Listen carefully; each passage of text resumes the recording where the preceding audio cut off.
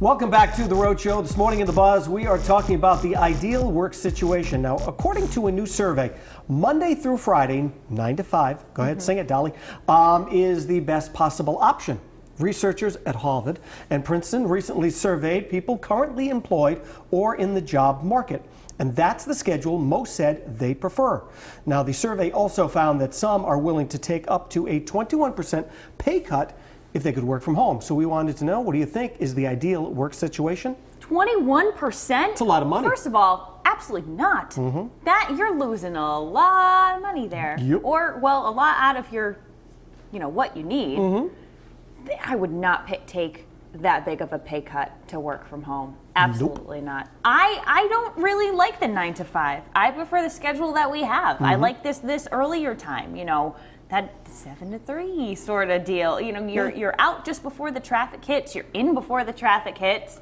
And for me, even thinking into the future, wanting to have a family, or I got a little niece, if she takes on after school activities or things like that, I would love to be able to have a schedule similar to this where I could go see her little game or go to a concert or whatever it might be. I really like having that flexibility after school hours. Have you ever worked a job where you had crazy hours or crazy shift that you had to work? Nothing that really kind of messed with my sleep schedule. Yeah. If anything, in college I just kind of worked campus jobs that were just a later shift, longer shifts on some days. That kind of got to you a lot when you'd work, the 10-hour shift at the gym and no one was really there in the morning. So it was... now I get up at around quarter past 5. Before my last job, I was up at 3:30 in the morning. I was out by 10:30, 11 o'clock.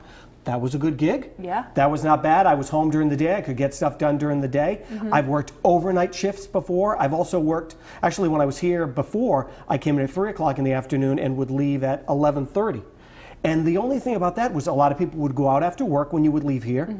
And then you would get home at maybe 1 o'clock in the morning and you'd lay there for a little while, because it was hard to get in that rhythm of going to sleep, and you'd have to still wind down a little bit, so that was always tough. I think a lot of people, though, they prefer that 9 to 5 because it does give you options at night. If friends are going out for a meal or for something, you can join them in on it. You're not working this awkward schedule of, hey, is anyone available at 4 in the morning? Because that's when I'm getting out of work. It does. It becomes tough planning your social life around it. I never minded getting up at 3:30 in the morning. I would get up at 3:30, and like I said, I'd be out, at a good time. I'd be able to get things done. But even at nighttime, I would still probably go to bed at like 9:30 at night. Oh wow, yeah. So it wasn't so bad. I still had a reasonable amount of life, unless there was something, something going on. And then I would stay out a little later. But that was a great shift. I think that the overnight shift would just be hard for me to adjust to. Once you get into the rhythm of things, okay, you might sleep, but still kind of messes with you. I think I told you before, my neighbor would see me at like, maybe 11 o'clock in the morning. He'd like, what do you do?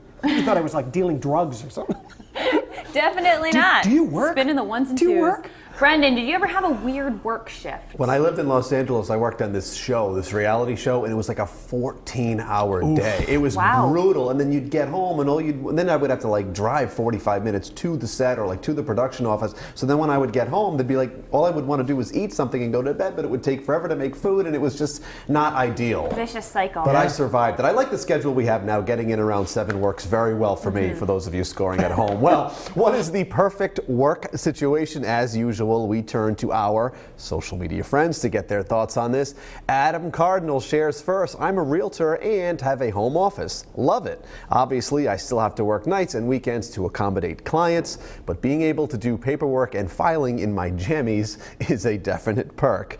Christine Michaels continues the comment train. My ideal work schedule? I'm retired, but when I did work, it was varied. I drove a school bus, so it was divided into runs, morning, noon, and afternoon. In between, I came home. Very nice. Brian Mattis adds his ideal hours Monday to Tuesday, 8 a.m. to 9 a.m. Good luck with that, Brian. And Gene Wiley Sadler closes things out with ideal work schedule, retirement. Absolutely. Thanks for commenting this morning, you guys. And as you know, we want to hear from all of you. People ask me all the time, they say, Brandon, How can I see my name on TV? And it's so simple, you guys. Just give our Facebook page a like and comment on our buzz topic each day between 7:30 and 8:30 a.m. You, of course, can also find us on Twitter and Instagram for the latest show news and happenings as well.